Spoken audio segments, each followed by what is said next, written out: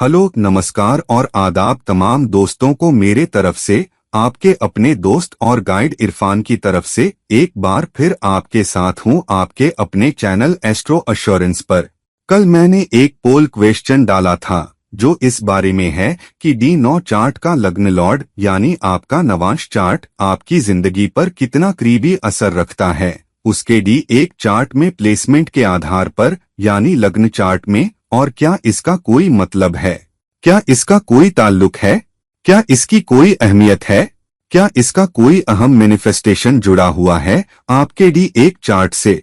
क्योंकि मैं पहले ही आपको समझा चुका हूं अपनी पुरानी वीडियोस के जरिए D9 लग्न लॉर्ड के 12 भावों में प्लेसमेंट के बारे में। खुद D9 चार्ट के अंदर मैंने D1 लग्न लॉर्ड के 12 भावों में प्लेसमेंट की वीडियोस भी बनाई हैं लग्न चार्ट के अंदर, और कुछ दिन पहले मैंने D1 के लग्न लॉर्ड के D9 चार्ट के 12 भावों में प्लेसमेंट पर भी वीडियो बनाई है, तो आप वो वीडियोस भी देख सकते हैं। अब सवाल ये है कि D9 चार्ट के लग्न लॉर्ड का D1 चार्ट के 12 भावों में प्लेसमेंट कितना अहम है और क्या ये तफावत फर्क डालती है। लग्न चार्ट के अंदर ही 12 भावों में लग्न लॉर्ड और फिर D9 के अंदर 12 भावों में D9 लग्न लॉर्ड और फिर D1 चार्ट के 12 भावों में भी, ये सब कैसे देखना है। इसके लिए हमें D1 चार्ट को बेहतर तरीके से समझना होगा और D9 चार्ट को भी बेहतर तरीके से समझना होगा।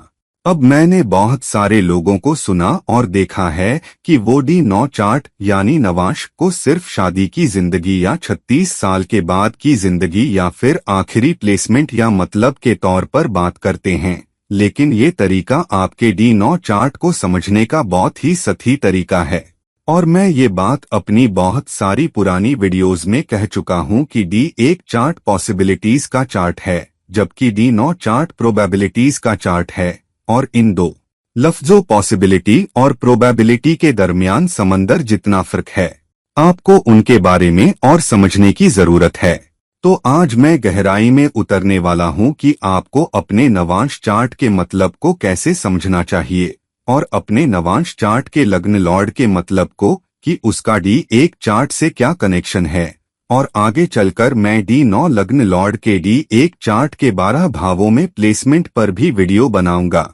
लेकिन उस वीडियो को समझने के लिए कि D1 चार्ट के किस भाव में आपका D9 लग्न लॉर्ड प्लेस है, उसके लिए गहराई में जाकर ये समझना जरूरी है कि D1 और D9 चार्ट के बीच क्या कनेक्शन और उच्च मैनिफेस्टेशन है। अगर आप ये नहीं समझेंगे तो आप D9 लग्न लॉर्ड का D1 चार्ट के 12 भावों में कनेक्शन नहीं समझ पाएंगे। अब इससे पहले कि हम आगे बढ़े और गहराई में उतरें, पहली बात मैं आपसे गुजारिश करना चाहता हूं कि अगर आप मेरे चैनल को नियमित तौर पर देखते हैं लेकिन अभी तक सब्सक्राइब नहीं किया है, और अगर आपको मेरा चैनल उपयोगी लगता है और मेरी वीडियोस कुछ ऐसी हैं जो मनोरंजक भी हैं, वैल्यू भी ऐड करती हैं, जिंदगी के कुछ सवालों के जवाब देने में मदद करती हैं, तो ये भी मदद करें कि दूसरों को भी ये वीडियोस मिल सकें। आप मेरे चैनल को सब्सक्राइब करके और इन वीडियोस को लाइक करके, तब YouTube उन्हें और प्रमोट करता है। अगर आप बिना सब्सक्राइब किए, बिना लाइक या शेयर किए सिर्फ वीडियो देखते हैं तो YouTube उन वीडियोस को आगे प्रमोट नहीं करता। तो अगर आपको लगता है कि दूसरों को भी इन सीखों का फायदा उठाना चाहिए अपनी जिंदगी में कुछ फैसले लेने के लिए, अपनी जिंदगी के कुछ जवाब पाने के लिए, तो कृपया मेरे चैनल को सब्सक्राइब करके और वीडियोस को लाइक करके इन वीडियोस और मेरे चैनल को फैलाने में मदद करें। अच्छा कर्मा बस एक कदम दूर है, तो प्लीज आगे बढ़े और YouTube को इन चैनल्स को प्रमोट करने में मदद करें और कुछ अच्छा कर्मा कमाएं। तो अब आते हैं आज के टॉपिक पर। जब मैं D1 चार्ट की पॉसिबिलिटीज की बात करता हूं और चार्ट की, इससे पहले कि हम और डिटेल में जाएं, इसका क्या मतलब है। इसका मतलब है कि D1 चार्ट आपको बताएगा कि आपके लिए क्या मुमकिन है कि कुछ हो सकता है। D9 ज्यादा प्रोबेबल है कि वो होगा। मसलन जब हमारे घर में कोई बुजुर्ग होता है और डॉक्टर कहता है कि उनके दिल में दिक्कत है, उनके वॉल्व ब्लॉक हैं, लेकिन दिल की सर्जरी मुमकिन है जो उनकी तकलीफ में मदद कर सकती है, तो दिल की सर्जरी मुमकिन है। हालांकि डॉक्टर हमें ये भी बताएगा कि दिल की सर्जरी के कामयाब होने की क्या प्रोबेबिलिटी है। तो किसी बहुत बुजुर्ग इंसान के लिए डॉक्टर कह सकता है, हाँ, इस मामले में दिल की सर्जरी मुमकिन है, लेकिन सर्जरी के कामयाब होने की प्रोबेबिलिटी बहुत कम है। तो इस आधार पर कि वो इंसान कितना जवान है, कितना फिट है, उसका दिल या उसके दूसरे ऑर्गन्स कितने अच्छे से काम कर रहे हैं, सर्जरी के कामयाब होने की प्रोबेबिलिटी ज्यादा है। तो आमतौर पर डॉक्टर कहेगा, हाँ, ये मुमकिन है, लेकिन प्रोबेबिलिटी मरीज की सूरत-ए-हाल के आधार पर ज्यादा या कम है। तो प्रोबेबिलिटी के आधार पर हम फैसला करते हैं, न कि पॉसिबिलिटी पर। अगर ये प्रोबेबिलिटी ज्यादा है कि हम किसी को सर्जरी की मेज पर चढ़ाकर उनके जाने के वक्त से बहुत पहले खो दें, ये जानते हुए भी कि सर्जरी के चांस बहुत कम हैं, तो हम सीधे किस्मत के हाथों में खेल रहे हैं या किस्मत से खिलवाड़ कर रहे हैं। तो ऐसा नहीं करना चाहिए। तो अक्सर हम अपना फैसला प्रोबेबिलिटी पर बेस करते हैं।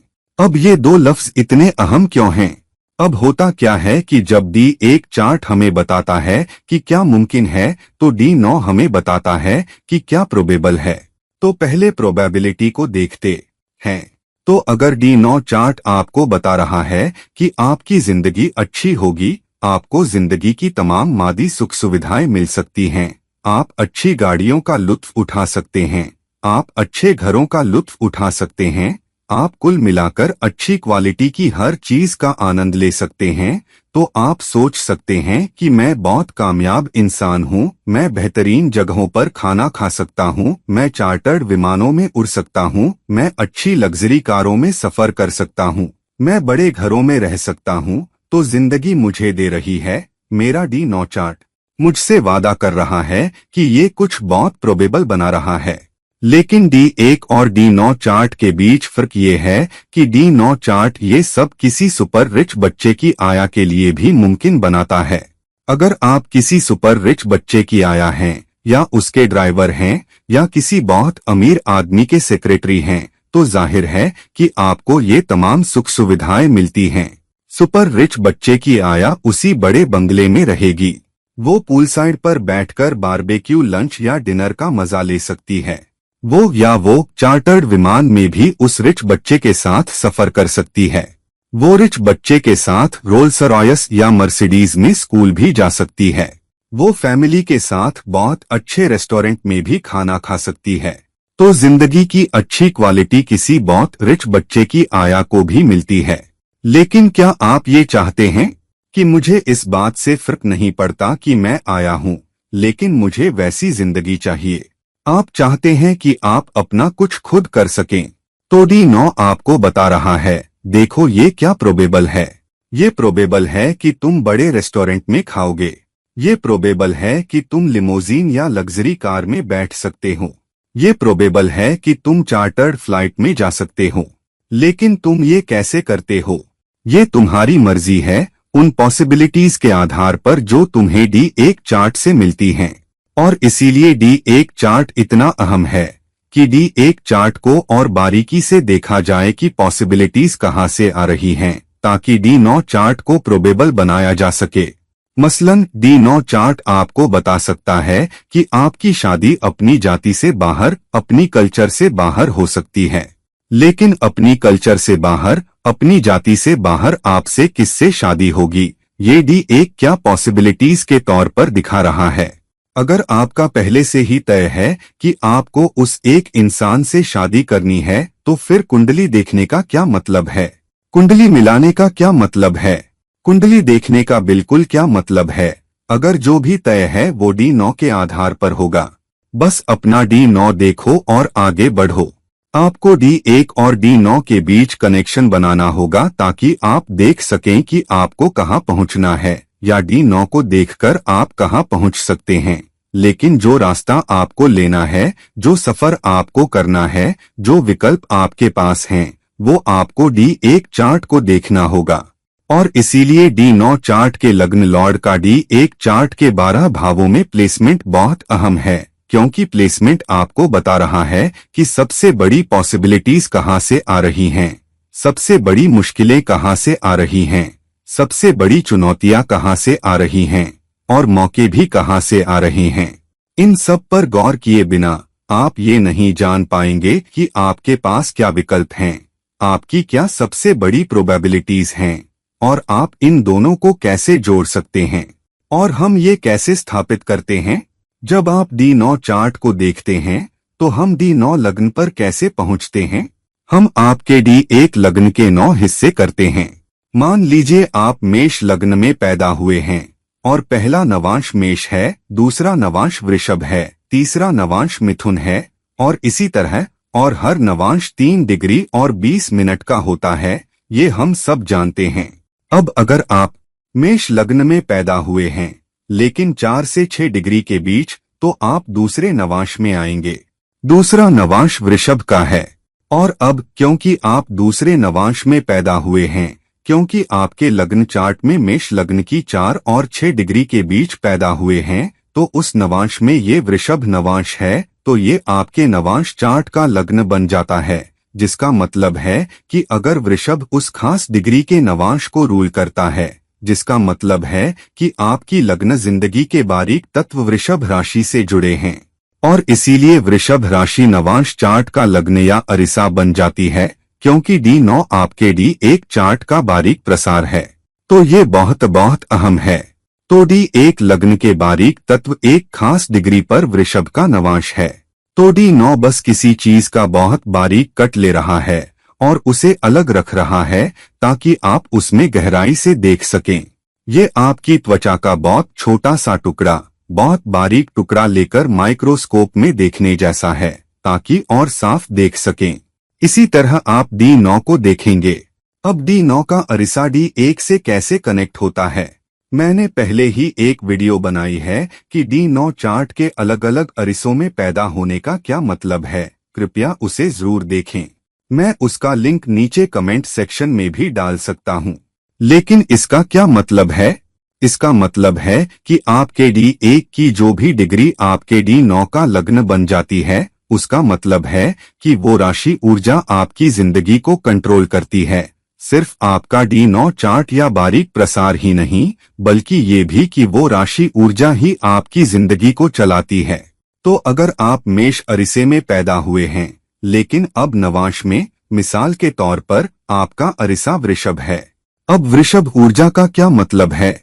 वृषभ ऊर्जा का मतलब है सिद्धांत, कदरें, भौतिकवाद, जिंदगी में लिए गए किसी फैसले पर अड़े रहना, परिवार, समुदाय, भौतिकवाद के पीछे भागने में अड़े रहना। तो ये सारी चीजें आपके D1 चार्ट और D1 चार्ट के अलग अलग हिस्सों से जुड़ जाती हैं। इसका मतलब है कि वृषभ ऊर्जा आपकी जिंदगी में बार बार अलग अलग मरहलों में जाहिर होगी, चाहे आप मेष अरिसे में D1 चार्ट में पैदा हुए हों, जिसका मतलब है कि आपके काम की जगह पर पैसा, भौतिकवाद आपके लिए सबसे बड़ी रुकावट बन सकता है, सबसे बड़ी मुश्किल भी बन सकता है, लेकिन सबसे बड़ा मौका भी बन सकता है। जिसका मतलब है कि सबसे बड़ी परीक्षा, सबसे बड़ी चुनौतियां, सबसे बड़ी मुश्किलें, सबसे बड़ी उथल-पुथल, सबसे बड़े मौके, सबसे बड़े फायदे, आपकी जिंदगी के सबसे बड़े मोड़, ये सब वृषभ ऊर्जाओं से ज्यादा निर्देशित हो सकते हैं या संचालित हो सकते हैं, बजाय किसी और के। इसीलिए D9 अरिसा राशि ऊर्जा बहुत बहुत अहम हो जाती है। अगर D9 चार्ट में वृश्चिक लग्न है तो परिवर्तन, मुश्किलों को संभालने की क्षमता, बदलाव, और आप खुद को कैसे बदलते हैं, आप खुद को कैसे बदलते हैं, या क्या बदलाव या मौके या बदलाव या मुश्किलें या उथल-पुथल जिंदगी आप पर अलग अलग मरहलों में डाल रही है, ये आपकी जिंदगी का सार है। तो अगर वृश्चिक आपके D9 का अरिसा है तो आप पाएंगे कि हर कुछ समय पर आपकी जिंदगी के तमाम मामलों में आपको मुश्किलों का सामना करना पड़ेगा। आपको अचानक बदलावों, अचानक मामलों, अचानक मुश्किलों का सामना करना पड़ेगा। बहुत बार आपको अपना नजरिया बदलना होगा, अपने रिश्ते बदलने होंगे, चीजों को देखने का अपना अंदाज भी बदलना होगा, क्योंकि वृश्चिक राशि बदलाव, परिवर्तन और पुनर्जन्म के बारे में है। तो D9 चार्ट के अरिसे की राशि ऊर्जा वो राशि ऊर्जा है जो आपकी जिंदगी के अलग अलग मरहलों, अलग अलग विकल्पों को गाइड करेगी या रूल करेगी या उनमें आकर प्रभावित करेगी बार बार, और आपको ये मिलेगा। बस अपने नवांश को साफ साफ देखें, खासकर नवांश अरिसा राशि क्या है, और फिर देखें कि वो राशि ऊर्जा क्या दिखाती है। वो राशि ऊर्जा आपकी जिंदगी में कैसे बार बार आई है। सबसे अहम फैसलों, सबसे अहम वाकयात, सबसे बड़ी उथल पुथल, सबसे अचानक वाकयात के दौरान आप पाएंगे कि उस ऊर्जा ने अपनी भूमिका अदा की है। उसने आपको चुनौतियां भी दी हैं, लेकिन मौके भी दिए हैं। तो जब तक आप ये नहीं समझते कि आपके D9 की वो अरिसा राशि ऊर्जा आपकी जिंदगी में बार बार कैसे भूमिका निभा रही है, तब तक आप अपनी कुंडली को गहराई से, बहुत ही साफ साफ और एक ज्यादा पेचीदा स्तर पर, एक ज्यादा निजी स्तर पर, एक ज्यादा करीबी स्तर पर नहीं समझ पाएंगे। तो अब ये हुई अरिसा राशि ऊर्जा की बात। D9 चार्ट के लग्न लॉर्ड का क्या? लग्न लॉर्ड अपनी खुद की मैनिफेस्टेशन लाएगा। चुनौती की क्वालिटी के बारे में अपनी खासियतें, परिवर्तन की क्वालिटी, मौके की क्वालिटी, फैसले की क्वालिटी। वृश्चिक D9 चार्ट में अरिसा है, लेकिन वृश्चिक का स्वामी मंगल मेष का भी स्वामी है, जिसका मतलब है कि अब वृश्चिक ऊर्जाएं, राशि ऊर्जाएं आपकी जिंदगी के अलग अलग हिस्सों में भूमिका निभाएंगी, इस आधार पर कि आपके D1 चार्ट में वृश्चिक ऊर्जा कहाँ है। ये बहुत बहुत अहम हो जाता है, चाहे वो आपके D1 चार्ट में 5वां भाव हो, 10वां भाव हो या 6वां भाव हो, ये अहम है। और मंगल आपके D1 चार्ट में कैसे और कहाँ प्लेस है, ये बहुत बहुत अहम है। वो राशि है और मंगल जहाँ भी है। अगर वृश्चिक आपके D9 चार्ट का अरिसा है और मंगल जाहिर है वृश्चिक का स्वामी है, तो D1 चार्ट में वृश्चिक राशि का प्लेसमेंट और D1 चार्ट में मंगल कहाँ प्लेस है, ये सबसे अहम हो जाता है। और आप पाएंगे कि हर कुछ समय पर उस भाव से मंगल ऊर्जाएं, इच्छा शक्ति, ताकत, बहुत प्रेरित होने की क्षमता, एक निश्चित दिशा में ध्यान केंद्रित करने की क्षमता, एक निश्चित दिशा में मेहनत करने की क्षमता, आप अपनी जिंदगी में जो करना चाहते हैं उसे पाने के लिए लगातार मेहनत करने की क्षमता, ये सब जहां मंगल ऊर्जा काम करती है। तो इस आधार पर कि आपके D9 लग्न की राशि ऊर्जा क्या है और वो राशि ऊर्जा आपके D1 चार्ट में कहाँ पड़ती है, बहुत बहुत अहम हो जाता है। और D9 चार्ट के लग्न लॉर्ड या अरिसा राशि का D1 चार्ट में स्थान बहुत बहुत अहम हो जाता है, क्योंकि उस ग्रह की ऊर्जा मौके, चुनौतियों और बाकी सबके मैनिफेस्टेशन में बहुत अहम है। और आप पाएंगे कि आपकी जिंदगी के सबसे बड़े मोड़ आपके D9 चार्ट के अरिसे की राशि ऊर्जाओं और लग्न लॉर्ड पर बेस होंगे कि वो कैसे प्लेस है, किस डिग्निटी में प्लेस है, लेकिन वो कौन सा ग्रह है।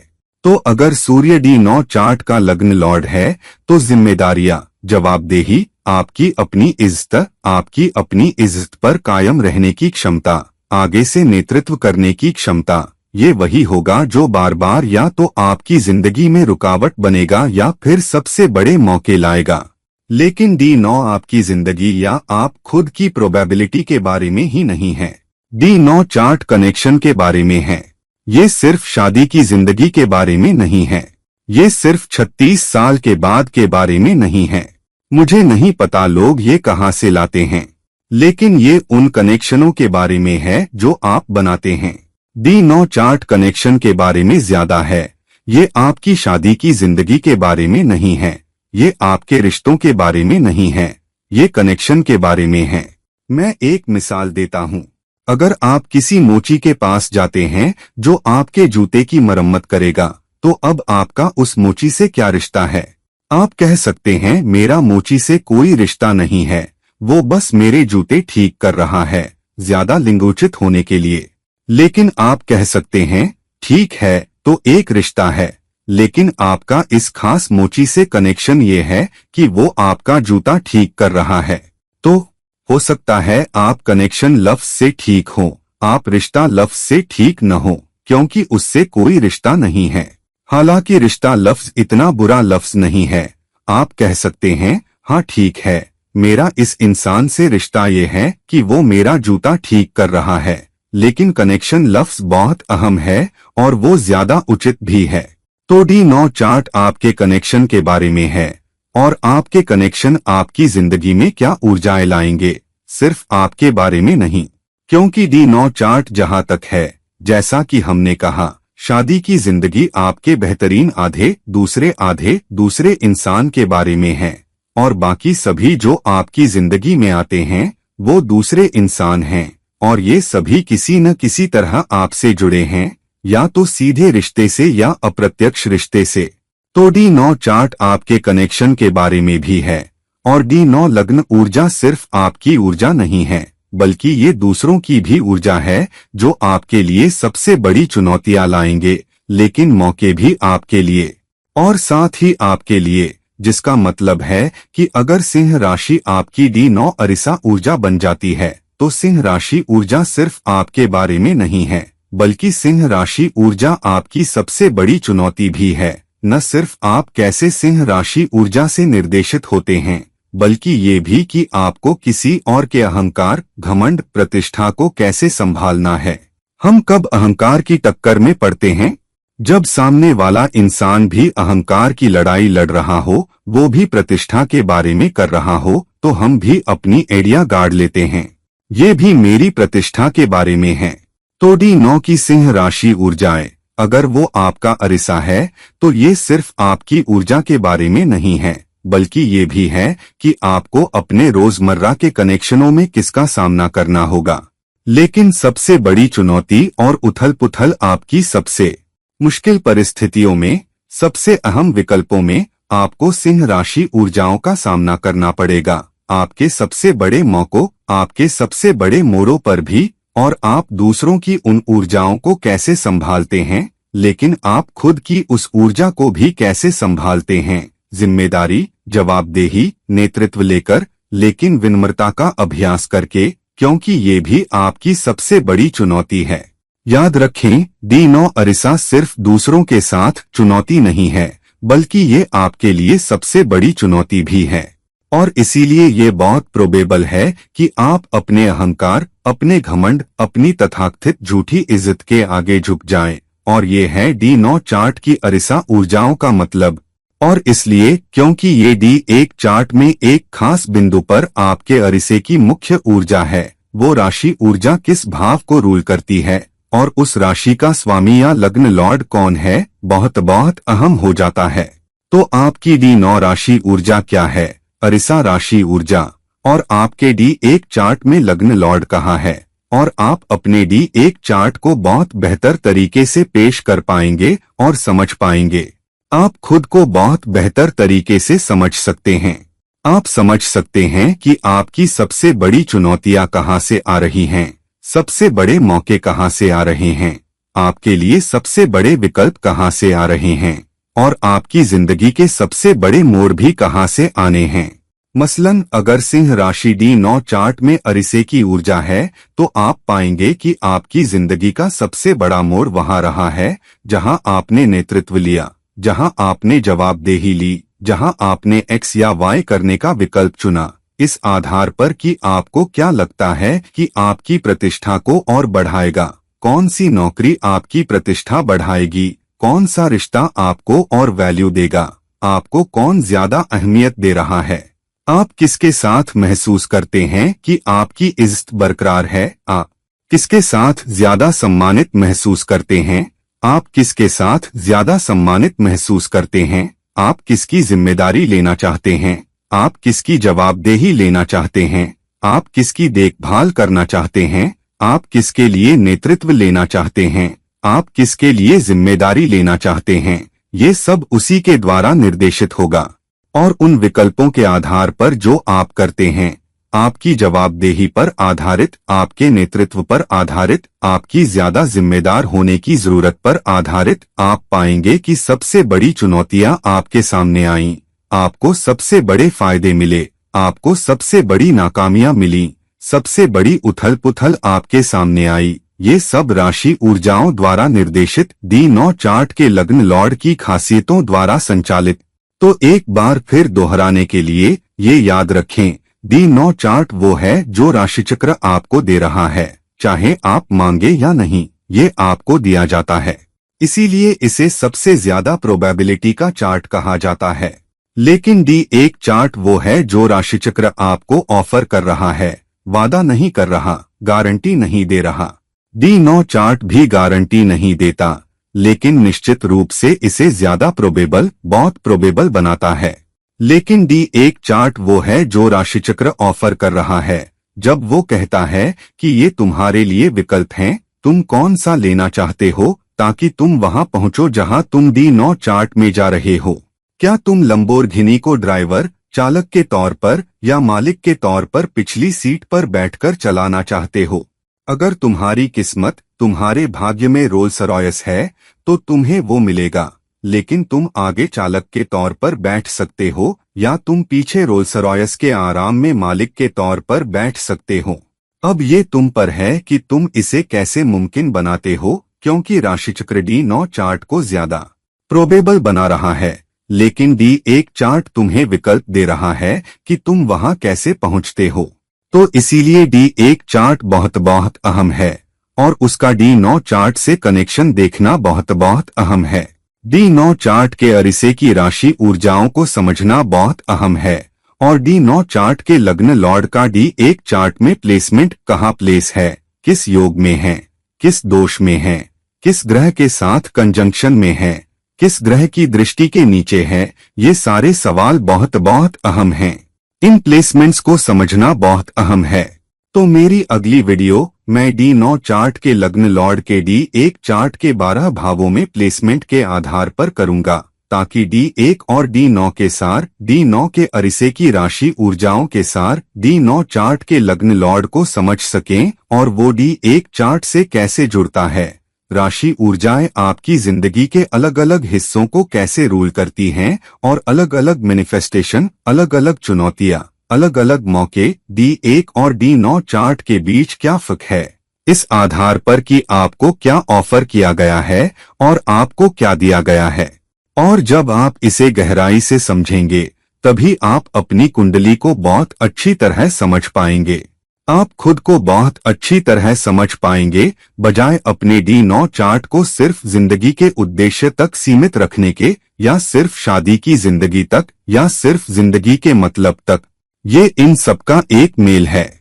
ये मेल है कि आपकी जिंदगी का उद्देश्य क्या है, आपकी जिंदगी का मतलब क्या है, आपकी जिंदगी के कनेक्शन क्या हैं, या आपकी जिंदगी के रिश्ते जिनमें आपकी शादी की जिंदगी भी शामिल है, और साथ ही आपके लिए सबसे ज्यादा प्रोबेबल क्या है, लेकिन आपको क्या ऑफर भी किया गया है।